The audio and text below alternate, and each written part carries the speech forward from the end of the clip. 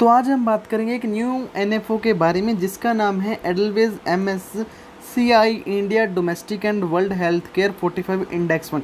तो ये एक इंडेक्स फंड है यानी कि पैसिव फंड है और ग्लोबली फंड है। एमएससीआई इंडेक्स आपको बता दूं कि ग्लोबली इंडेक्स है 23 जो डेवलप्ड कंट्रीज़ हैं उसमें जो इंडेक्स है उनकी जो स्टॉक्स कंपनीज़ हैं मिड कैप की कंपनीज़ हैं उनका जो एक इंडेक्स है उन कंपनीज़ को ट्रैक करके बेंचमार्क है जो एमएससीआई बेंचमार्क है जो रिटर्न्स जनरेट करता है।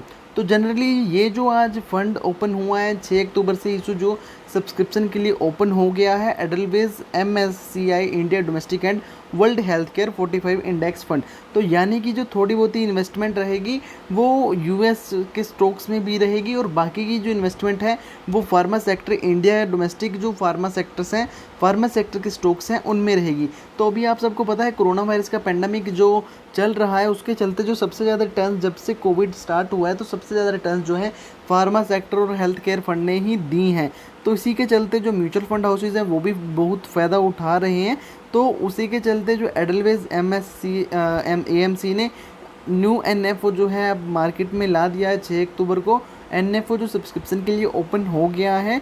तो मेरी क्या राय रहेगी आपकी इसको इन्वेस्टमेंट करने के लिए वो भी मैं आपको आगे बताऊंगा। पहले आपको फ़ंड के डिटेल में बताऊंगा कि फ़ंड में क्या खासियत है, क्या कहाँ पर फ़ंड की इन्वेस्टमेंट रहने वाली है, वो सब बात करेंगे। और अगर आप किसी भी टाइप की इन्वेस्टमेंट एडवाइजरी चाहते हैं तो स्क्रीन पर दिए गए नंबर पर आप हमसे कॉन्टैक्ट कर सकते हैं।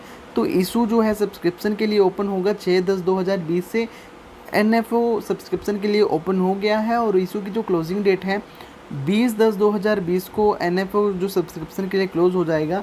तो जो भी इन्वेस्टर्स इस फंड में इन्वेस्टमेंट करना चाहते हैं सब्सक्राइब करना चाहते हैं वो 20 अक्टूबर तक इस फंड के लिए अप्लाई कर सकते हैं। अलॉटमेंट डेट है जो फंड की 26/10/2020 को जो भी इन्वेस्टर्स इस फंड के लिए सब्सक्राइब करेंगे उनको ये अलॉट हो जाएगा। फंड मैनेजर है जो हार्दिक वर्मा जी इस फंड को मैनेज करेंगे। एनएवी है जो 10 रुपये आपको एप्लीकेबल होगी during NFO period. Exit load है जो नो चार्जेस ऑन विड्रॉल, तो आपको किसी भी प्रकार का एग्जिट लोड नहीं लगेगा आपको अपनी मनी विड्रॉल करने पर।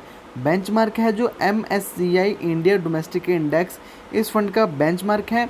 और आपको बता दूं कि एडलवेज एएमसी का और एएम म्यूचुअल फंड इंडिया की म्यूचुअल फंड इंडस्ट्री में ये पहला पैसिव फंड है, पैसिव इंडेक्स फंड है जो कि एमएससीआई इंडेक्स फंड को ट्रैक करके रिटर्न्स जनरेट करेंगे। और रिस्क है जो हाई है। इन्वेस्टमेंट ऑब्जेक्टिव के बारे में बात करें तो मैं आपको ऐसा कि बताता हूँ कि किसी भी चीज़ में इन्वेस्टमेंट करने से पहले, किसी भी फंड में इन्वेस्टमेंट करने से पहले उस स्कीम के इन्वेस्टमेंट ऑब्जेक्टिव के बारे में ज़रूर जान लेना चाहिए।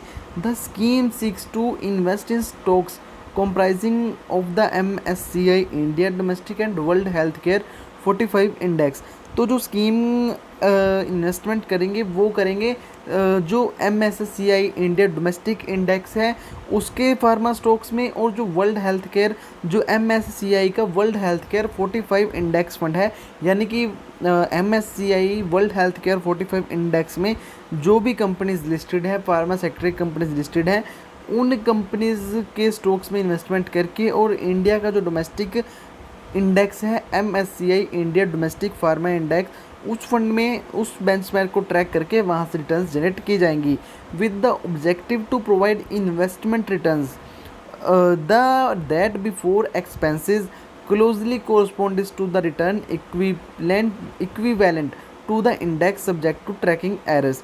तो जो स्कीम है जनरली MSCI इंडिया डोमेस्टिक में जो भी एक इंडेक्स है उसमें जो भी कंपनीज लिस्टेड हैं उन स्टॉक्स में इन्वेस्टमेंट करके और वर्ल्ड हेल्थ केयर MSCI का जो वर्ल्ड हेल्थ केयर 45 इंडेक्स जो है उसको ट्रैक करके वहाँ से रिटर्न्स जनरेट की जाएगी।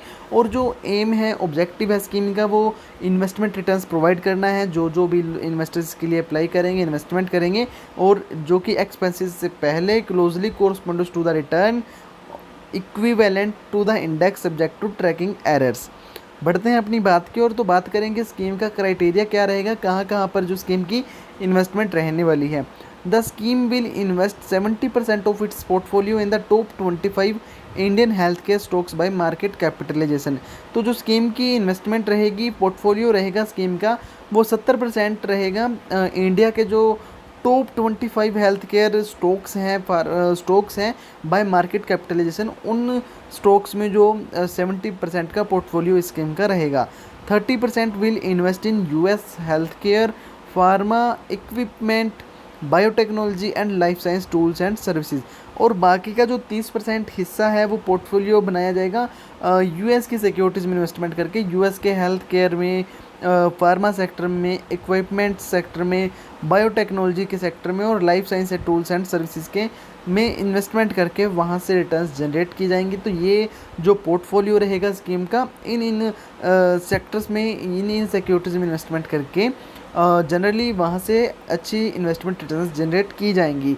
तो अब क्वेश्चन ये है कि क्या हर एक इन्वेस्टर्स को इस फंड के लिए अप्लाई कर देना चाहिए? जी नहीं, मैं बिल्कुल भी ऐसी राय नहीं दूंगा। देखिए, जनरली मैं आपको बता दूं कि एक सेक्टरल थीमेटिक फंड है, यानी कि जो फार्मा सेक्टर का फंड है, तो एक ये सेक्टर फंड है। तो जनरली सेक्टर फंड में रिस्क हाई होता है और इस स्कीम में भी रिस्क जो है हाई है। तो जो इन्वेस्टर्स एग्रेसिव इन्वेस्टर्स हैं, हाई रिस्क जो प्रेफर करते हैं, जो हाई रिस्क उठाने के लिए तैयार हैं और अच्छी रिटर्न्स, जो अभी आपको बता दूं कि अगर आप एक एग्रेसिव इन्वेस्टर्स हैं और थोड़ी बहुत ही जो आप रिस्क ले सकते हैं, तो मैं आपको राय दूंगा कि आप इस फंड में बिल्कुल इन्वेस्टमेंट कीजिए। चाहे आप अपनी इन्वेस्टमेंट का 10-5% ही इस फंड में इन्वेस्टमेंट कर दीजिए, क्योंकि अगर कोई भी कोरोना वायरस की जो वैक्सीन आती है तो वो कोई ना कोई जो फार्मा सेक्टर की कंपनी ही मार्केट में लेके आएगी। तो मार्केट में जब भी कोई वैक्सीन से जुड़ी न्यूज़ आती है या वैक्सीन आती है तो ऑटोमेटिकली फार्मा सेक्टर के जो स्टॉक्स हैं वो बूस्ट करेंगे और ऑटोमेटिकली जो रिटर्न्स आपको वहाँ पर अच्छी मिलेंगी। तो तब वहाँ पर आप जो है जब आपको ऐसा मौका मिले और आप अपना प्रॉफिट बुक करके एग्जिट हो सकते हैं। तो जो इन्वेस्टर्स 1-1.5 साल के लिए जो कोरोना वायरस की जो वैक्सीन का वेट कर रहे हैं और उसके लिए इन्वेस्टमेंट करना चाहते हैं शॉर्ट टर्म के लिए, कि जब तक वैक्सीन नहीं आ जाती कोविड-19 की, उस टाइप के इन्वेस्टर्स हैं जो इस फंड में उस एनएफओ के लिए सब्सक्राइब जरूर कर सकते हैं और कर सकते हैं। तो इन्वेस्टमेंट करने से पहले अपने फाइनेंशियल एडवाइजर से ज़रूर सलाह लीजिए, तब भी इसमें इन्वेस्टमेंट कीजिए। और अगर आपको किसी भी टाइप की इन्वेस्टमेंट एडवाइजरी चाहिए तो स्क्रीन पर दिए गए नंबर पर आप हमसे कॉन्टैक्ट कर सकते हैं। तो बात करूँगा यहीं पर। अगर वीडियो अच्छा लगा तो वीडियो को लाइक करके एनकरेज करिएगा और चैनल को सब्सक्राइब कर दीजिए।